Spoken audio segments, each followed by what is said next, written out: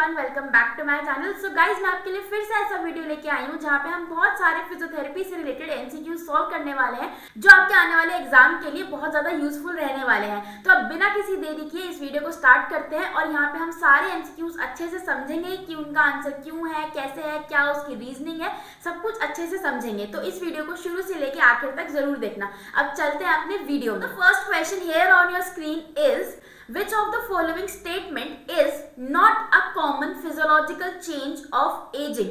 तो हमें पता है जो ब्लड प्रेशर है वो इंक्रीज होता है एज वन एजेस। दूसरा जो आपका VO2 मैक्स है वो डिक्रीज हो जाता है क्योंकि ये एक फिजियोलॉजिकल चेंज है एजिंग का। तीसरा क्या दे रखा है, residual volume decreases, but residual volume decrease नहीं होता विद एजिंग। रेजिडुअल वॉल्यूम जो है आपका वो इंक्रीज हो जाता है with ageing. And D is bone mass decreases. तो हाँ जी, ये बिल्कुल सही बात है कि जो आपका बोन मास है as you age it decreases. So the correct answer here is option number C, that is residual volume decreases, क्योंकि with ageing your residual volume increases. Next question is a very easy question जो आपका basic anatomy में से आता है। The sinoatrial node, जिसको हम SA node भी कहते हैं, is located in which chamber of the heart? A left atrium, B right atrium, C left ventricle and D right ventricle. So हमें पता है जो हमारा एसए नोड है वो हमारा नेचुरल एक पेस मेकर है हार्ट का, और ये जो हमारा पेस मेकर है ये कौन से वाले एट्रियम में प्रेजेंट होता है, क्योंकि वेंट्रिकल में पेस मेकर नहीं प्रेजेंट होता। तो ये जो हमारा पेस मेकर है ये प्रेजेंट होता है राइट एट्रियम के अंदर। So the correct answer here is option number B, that is right atrium. Next question is stimulation of cranial nerve 10 will cause which of the following effects। अब cranial nerve 10 कौन सी है हमारी? Vagus nerve. तो आपको ना ये भी अच्छे से याद रखना है कि कौन सी क्रेनियल नर्व का क्या नाम है, उनका कॉरेस्पॉन्डिंग रोमन नंबर कौन सा है और वो कौन से टाइप की नर्व है, मिक्स्ड है, सेंसरी है या मोटर है। सो ये तीन चीजें आपको बिल्कुल पॉइंट्स पे होनी चाहिए कि हाँ भाई, 6th फेशियल नर्व कौन सी है? तो एब्ड्यूसेंट नर्व है। 12th कौन सी है? तो एक्सेसरी है। सो रोमन नंबर से आप बता दो कि नर्व का नाम कौन सा है और नर्व से बता दो कि इसका रोमन नंबर क्या है और ये सेंसरी है, मिक्स्ड है या मोटर है। सो ये सारी चीजें ना कोई बिल्कुल हैंड्स ऑन होनी चाहिए, टिप्स पे होनी चाहिए बिल्कुल। अब यहाँ पे इसने पूछा कि जो क्रेनियल नर्व 10 है, वेगस नर्व, उसको अगर आप स्टिमुलेट करते हैं तो हमें कौन कौन सा इफेक्ट देखने को मिलेगा इनमें से? Atrial fibrillation, sinus bradycardia, C cardiac rigor and D ventricular fibrillation. So जब भी हमारी जो क्रेनियल नर्व 10 है वो स्टिमुलेट होगी तो वो क्या करवाएगी इनमें से? Option number B, that is sinus bradycardia.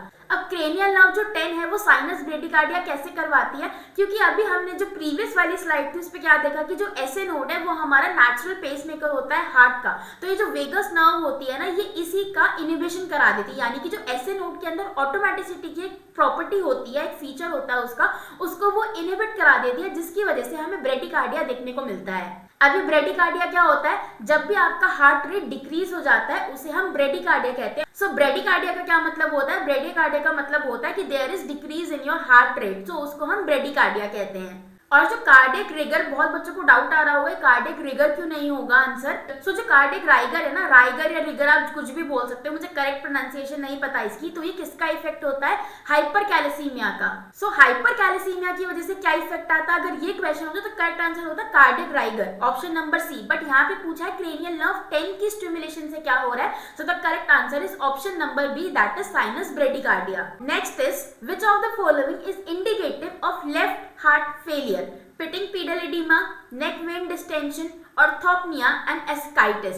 अब हमें पता है कि हमारा जो हार्ट फेलियर होता है वो बहुत सारे टाइप्स का होता है, उनमें से एक होता है left heart failure and right heart failure. अब इन दोनों के जो सिम्टम्स होते हैं वो बहुत अलग अलग होते हैं और हमें बहुत क्लियरली सिम्टम्स देख के पता चल जाता है कि ये लेफ्ट हार्ट फेलियर है या फिर राइट हार्ट फेलियर है। अब इनमें से कौन सा सिम्टम है जो बताता है कि there is a left heart failure? So the correct answer is option number C, that is orthopnea. Orthopnea का मतलब क्या होता है कि जब आप लेटे होते हो तो आपको सांस लेने में डिफिकल्टी होती है। So the correct answer here is option number C, orthopnea. क्योंकि बाकी जो सारे ऑप्शंस है ना वो आपका राइट हार्ट फेलियर के इंडिकेटिव है, वो इंडिकेट कर रहे हैं राइट हार्ट फेलियर को। इनमें से जो ऑर्थोपनिया है it is indicative of left heart failure. Next question में आपसे पोजीशनिंग पूछी गई है। In what position should the therapist place the upper extremity to palpate the supraspinatus tendon? किस पोजीशन में आप एक्सट्रीमिटी को रखो कि आप सुप्रास्पाइनेटस का जो टेंडन है उसे पाल्पेट कर पाओ? A, full abduction, full flexion and full external rotation. B, full abduction, full flexion and full internal rotation. C, full adduction, full external rotation and full extension, and option number D, full adduction, full internal rotation and full extension. So the correct answer here is option number D, that is full adduction, internal rotation and extension. जब आप patient को इस वाली position में लेके आओगे तो आप जो सुप्रास्पाइनेटस टेंडन है उसको बहुत क्लियरली और अच्छे से पाल्पेट कर पाओगे। नेक्स्ट क्वेश्चन आपका रूमेटॉइड अर्थराइटिस यानी कि आरए में से आ रहा है। The joint most commonly involved in periarticular juvenile rheumatoid arthritis is cervical spine, lumbar spine, knee and wrist. अब ये पूछा गया है कि जुवेनाइल रूमेटॉइड अर्थराइटिस में सबसे ज्यादा जॉइंट कौन सा इन्वॉल्व होता है इनमें से। So the correct answer here is option number C, that is the knee joint which is followed by ankle and elbow joint. So the correct answer is option number C. Next question आपका DOMS में से आ रहा है। So question कहता है which of the following types of exercise is likely to intensify delayed onset muscle soreness DOMS। कौन सी exercise आपका जो डोम्स है उसको बढ़ा देगी?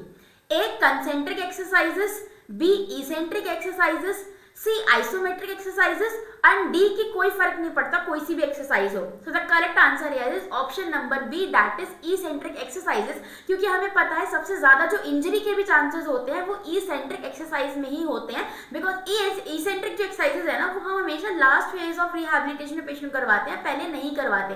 सो the correct answer is option number B, that is eccentric exercises. और इसकी वजह से जो डोम्स के सिम्टम्स आते हैं वो 2-3 दिन में सबसाइड भी हो जाते हैं अगर आप प्रॉपर आइसिंग और स्ट्रेचिंग वगैरह करवाते हो पेशेंट को। So the correct answer is option number B.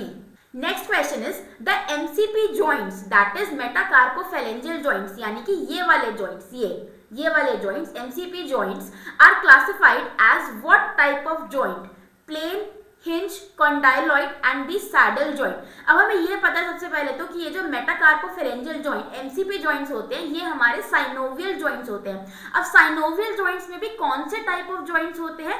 तो option number C, that is condyloid joint. अब ये कॉन्डाइलॉइड जॉइंट क्या होता है? हमें बाईएक्सियल जॉइंट होता है, यानी कि 2 प्लेन में मूवमेंट कराता है। पहला फ्लेक्शन एक्सटेंशन, जैसे कि देख रहे हो MCP जॉइंट पे फ्लेक्शन एक्सटेंशन हो रहा है, और दूसरा क्या होता है? Abduction adduction. अब देख रहे हो फिंगर्स एबडक्ट भी कर रही है और एडक्ट भी कर रही है, एबडक्ट भी कर रही है, एडक्ट भी कर रही है। सो यानी कि जो MCP जॉइंट है उसमें फ्लेक्शन एक्सटेंशन भी है और एबडक्शन एडक्शन भी, यानी कि बाईएक्सियल मूवमेंट होती है। So the correct answer is option number C, that is the condyloid joint. Next question आपका वर्टिब्रल स्पाइन में से आ रहा है। The nucleus pulposus is thickest in which region of the spine? अभी न्यूक्लियस पल्पोसस क्या होता है? तो जब आपने वर्टिब्रा यानी कि जो हमारा स्पाइनल कॉलम है उसकी एनाटमी या बायोमैकेनिक्स पढ़ी होगी तो आपने न्यूक्लियस पल्पोसस यानी कि जो हमारी इंटरवर्टिब्रल डिस्क होती है जो कि हर वर्टिब्रे के बीच में होती है उसके बारे में पढ़ा होगा। उसका एक पार्ट है न्यूक्लियस पल्पोसस। सो ये उसी के बारे में पूछ रहा है कि कौन से रीजन में, कौन से स्पाइन के रीजन में ये जो न्यूक्लियस पल्पोसस है ये थिकेस्ट होता है?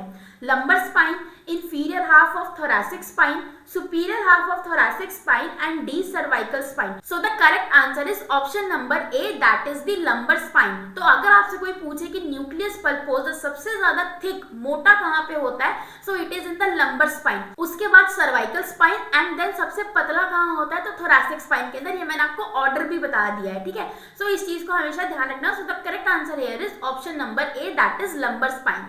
Next question थोड़ा लॉजिकल थिंकिंग वाला क्वेश्चन है। The speed of muscle contraction is a function of which of the following factors? A, resting length of the muscle fiber, B, cross sectional diameter of the muscle, C, creatine phosphate of the muscle and D, glycolytic capacity of the muscle। अब question में पूछा क्या है कि जो muscle contraction की speed है यानी कि जिस स्पीड से मेरी जो मसल है वो कॉन्ट्रैक्ट कर रही है वो किस चीज के ऊपर डिपेंड करती है? रेस्टिंग लेंथ पे, क्रॉस सेक्शनल जो मसल का क्रॉस सेक्शनल है, चौड़ाई है उस पे, क्रेटिनिन फॉस्फेट जो मसल के अंदर होते हैं उसके ऊपर, या फिर जो ग्लाइकोलिटिक कैपेसिटी है मसल की उसके ऊपर। सो the correct answer here is option number A, that is the resting length of the muscle. तो जब भी आपसे स्पीड ऑफ मसल कॉन्ट्रैक्शन पूछा जाए वो किस पे डिपेंड करेगी? Resting length of the muscle fibre पे। अगर आपसे फोर्स ऑफ मसल कॉन्ट्रैक्शन पूछा जाए कि भैया मतलब, अब देखो स्पीड और फोर्स में यहाँ पे बहुत बच्चे कंफ्यूज रहते हैं। अब इसका मैं आपको थोड़ा ब्रीफ दे देती हूँ, कंसेप्ट क्लियर कर देती हूँ कि स्पीड ऑफ मसल कॉन्ट्रैक्शन और फोर्स ऑफ मसल कॉन्ट्रैक्शन में क्या फर्क है। तो स्पीड, मैं कितना जल्दी अपनी मूवमेंट कर रही हूँ, ठीक है। फोर्स या फिर इंटेंसिटी ऑफ मसल कॉन्ट्रैक्शन क्या है कि मैं 10 किलो का वजन उठा के मूवमेंट कर रही हूँ या फिर मैं 12 किलो का वजन उठाया कर रही हूँ, या मैं 15 किलो 20 किलो, कितना फोर्स में उठा के मूवमेंट कर रही हूँ, मसल कॉन्ट्रैक्शन कर रही हूँ। और स्पीड क्या होगी, कितना तेजी से या कितना जल्दी से मैं मूवमेंट कर रही हूँ, अपनी मसल कॉन्ट्रैक्ट कर रही हूँ। तो ये जो स्पीड है ना, कितना तेजी से मैं कर रही हूँ, ये किस पे डिपेंड करता है, मेरा resting length of the muscle fibre के ऊपर डिपेंड करता है। जो इंटेंसिटी है, कितनी ताकत से मैं कितना वजन उठा सकती हूँ, वो किस पे डिपेंड करता है, आपके cross sectional diameter of the muscle के। ऑब्वियसली ना, मसल जितनी बड़ी होगी उतनी ज्यादा उसमें ताकत होगी, और मसल जितनी छोटी होगी उतनी कम उसमें ताकत होगी, ठीक है। जो आपका creatinine phosphate of the muscle है, ये क्या करता है, ये देखता है कि आपके उसके लिए एटीपी जो कि एडिनोसाइन ट्राइफॉस्फेट है, वो बराबर मात्रा में पहुंच रहा है कि नहीं पहुंच रहा, इसका ये काम है। और जो आपकी ग्लाइकोलिटिक कैपेसिटी होती है, ये रहती है आपके एंड्योरेंस के लिए। सो आई होप आपको ये जो क्वेश्चन है ये अच्छे से समझ आ गया होगा। Now last question is, a physician notes a vertebral fracture in the x-ray of a patient involved in a car accident। यानी कि एक डॉक्टर है, उसने एक आदमी का एक्सरे देखा है जिसका कार एक्सीडेंट हुआ है, वर्टिब्रे का फ्रैक्चर देखा है। The fractured vertebrae has a bifid spinous process, यानी कि जो वर्टिब्रे का स्पाइनस प्रोसेस है वो क्या है, बाइफिड है, इस तरीके से दो में डिवाइडेड है। Which of the following vertebrae is the most likely to be involved. अब देखो क्वेश्चन कितना बड़ा फ्रेम कर रखा है, और पूछा क्या है कि कौन सी वाली वर्टिब्रे का जो स्पाइनस प्रोसेस है वो बाइफिड है, बट फ्रेमिंग देखो कितनी अपनी ताबड़तोड़ कर रखी है, बिल्कुल डराने के लिए। Fourth lumbar vertebrae, fifth cervical vertebrae, 12th thoracic vertebrae and first sacral vertebrae. So हमें पता है कि जो बाइफिड स्पाइन है वो कहाँ पे होती है, हमारी सर्वाइकल वर्टिब्रे के अंदर। सो यहाँ पे करेक्ट आंसर क्या हो जाएगा, option number B, that is the fifth cervical vertebrae. So यहाँ पे करेक्ट आंसर क्या हो जाएगा, option number B, that is the fifth cervical vertebrae. So alright guys, this is all about today's video. अगर आपको इस वीडियो में कोई डाउट है, कोई चीज नहीं समझ आई, या फिर आप और ऐसी वीडियो देखना चाहते हो तो मुझे कमेंट्स में जरूर बताना। And till then, like, share and subscribe to my channel. Thank you.